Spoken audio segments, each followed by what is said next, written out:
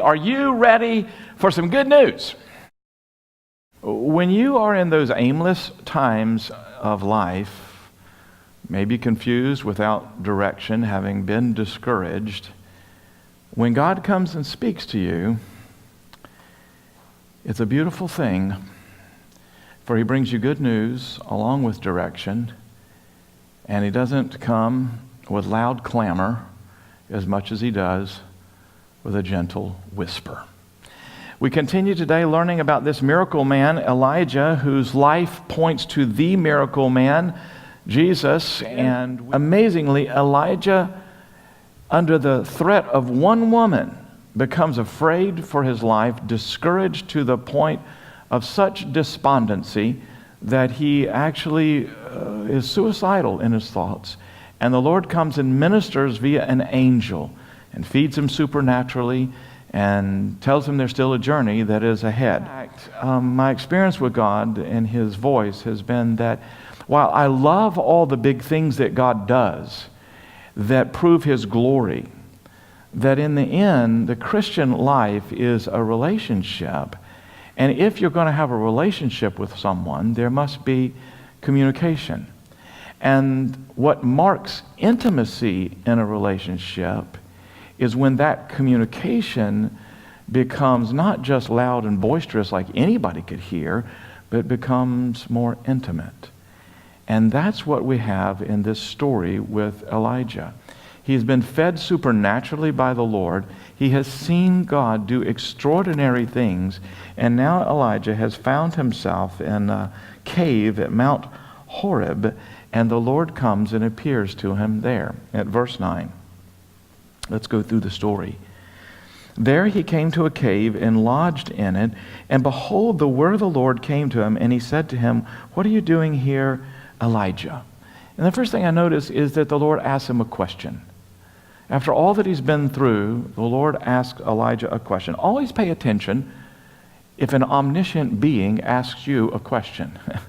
Because what it means is that God doesn't need information from you. He's asking a question for some other purposes. And in many ways, it's a beautiful question to say, "What are you doing here, Elijah?" It's like God has become Elijah's therapist for at least a few moments to say, "Tell me all about it, Elijah." God doesn't immediately correct him. He doesn't tell him that his thoughts and feelings are unjustified. He just lets Elijah express his feelings. God's wonderful like that. You can be honest with God. And in our home, we often had a saying that feelings are just feelings and therefore they're valid. It doesn't mean they're justified. It doesn't mean that they're necessarily grounded in truth. But if you feel a certain way, then those that care enough about you should have some space to be able to hear how you're feeling. If you could let someone express how they're feeling before you try to fix them, you'll get much further in a relationship with them. And God lets Elijah talk. He's saying, "I'm all ears. I'm listening. How are you feeling? What is going on with you, Elijah?" But I think that mostly it's a question that is designed to help Elijah admit the aimlessness of his life at this point in time. What are you doing? God says. Well, Elijah might say, "I'm standing here in a cave talking to you." No, what are you doing, Elijah? What are you doing? What are you doing with your life right now? There is no healing for Elijah in just the bigness of God. The healing is going to come through a whisper. This gentle whisper. This gentle whisper of God. The fire ended in the sound of a low whisper. And when Elijah heard it, we're at verse 12 and 13, he wrapped his face in his cloak and went out and stood at the entrance of the cave. And behold, there came a voice to him and said, "What are you doing here, Elijah?" The same question was asked to him again, but this time it comes in a low whisper. And he whispered to Elijah, and at verse 15, after Elijah has repeated his same refrain, then the Lord has this word for him. The Lord said to him, "Go return on your way to the wilderness of Damascus." And I guess the Lord is still whispering to him. It's like, "I'm going to give you some secrets now. And when you arrive, shall anoint Hazael to be king over Syria. And Jehu the son of Nimshi you shall anoint to be king over Israel. And Elisha the son of Shaphat of Abel Meholah you shall anoint to be prophet in your place.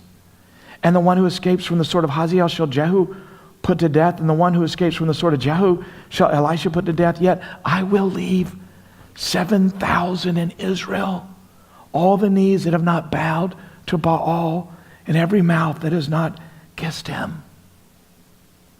He's saying, Elijah, there is going to be, listen in, there's a secret I want to tell you. Listen.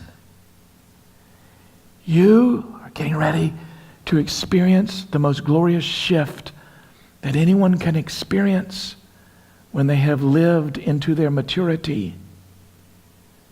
Your life is no longer going to be marked by the individual feats of your ministry, but instead is going to be marked by the impartation that you bring to others who will do more than you have. It was God saying to Elijah, I'm going to make you into a spiritual father. You are moving into an impartation season where your consuming joy will be the legacy that you leave. You are not alone. I have reserved many. And there is going to be much more that is going to be done. But it's not just through you anymore. When God speaks to you, beloved, especially when you are tired, or you have failed, or you are aimless, don't worry. He's no blackmailer. He's not coming with a list of requirements for things you need to do, lest you be worse cursed.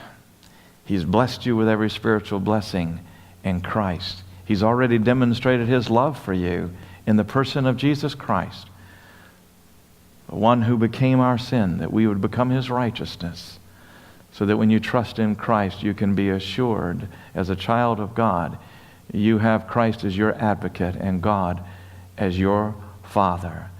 There's no need to be concerned about God's voice being one of condemnation. He has no condemnation in him. He is the encourager. He is your Father. And when he speaks with a whisper, you can hear, and what you will hear is always good news. And that's the gospel.